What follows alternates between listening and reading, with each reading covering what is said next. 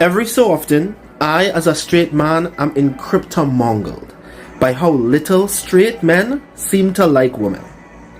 They like sex, maybe, if these folks even get it any. But women? These men not on that. And this Achraf Hakimi situation exemplifies that so much to me. For those with the privilege of not knowing, Achraf Hakimi is a footballer whose wife Hiba Abouk is filing for divorce. It's unclear whether her decision to divorce him is in any way attached to allegations that he sexually assaulted a young woman in his home when his family was on vacation. So we're not going to focus on that. Instead, we're going to focus on the fact that tabloids are reporting that Abouk may stand to get nothing in the divorce because Hakimi has placed all of his assets in his mother's name, including his salary at the football club Paris Saint-Germain.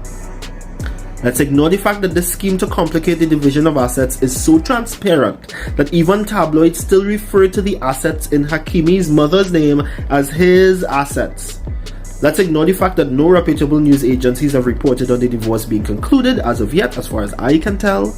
In fact, let's pretend that this is certainly going to work in the exact way that men celebrating it expect, with Abouk getting nothing. Let's focus on what's important. He didn't do this recently upon discovering that he may be getting divorced. By all tabloid accounts, he put his assets in his mother's name from the very beginning.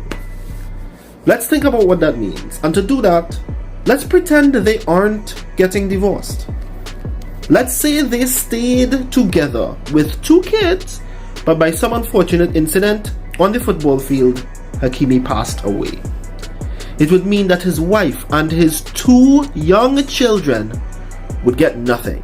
Not even their family home would belong to them, but instead would go to his mother, who could kick them out on the street at a moment's notice. Hiba Abouk's riches notwithstanding, because truthfully, in this circumstance, I'm sure these kids will be alright. It's weird that men think that this is the ideal, deceiving our spouses into thinking we're building lives with them, when instead we're ensuring that the people we claim to love will get nothing from us. When I was a teenager, my common-law stepfather passed away of non-Hodgkin's lymphoma. Despite how brutal and agonizing it was to watch, my mother, his wife from a common-law standpoint, was at his bedside every evening before coming home from work to feed him, clean him, and love him in his final days. And when he passed, she got nothing.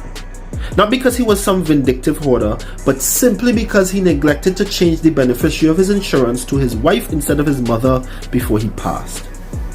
There are men today, right now, today, who think that other men should do things like that on purpose. And they claim to love women and want partners with whom they intend to build a home and a life with. Wild!